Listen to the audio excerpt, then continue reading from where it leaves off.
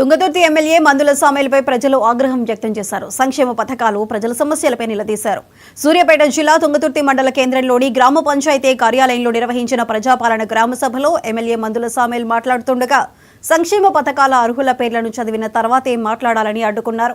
దీంతో గందరగోళ పరిస్థితి నెలకొంది. లిస్టులో తమ పేరు లేదని, అనర్హుల పేర్లు వచ్చాయని ప్రశ్నించడంతో సభ రచ్చరచ్చగా మారింది. ఎమ్మెల్యే డౌన్ డౌన్ అంటూ నినాదాలు చేశారు.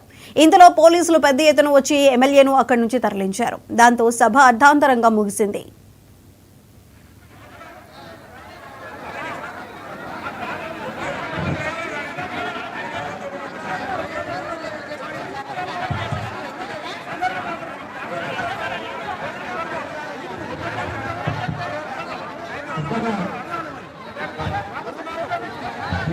గ్రామ తుంగతుర్తి గ్రామ తుంగతుర్తి గ్రామ ప్రజలకి మహిళా సోదరులకు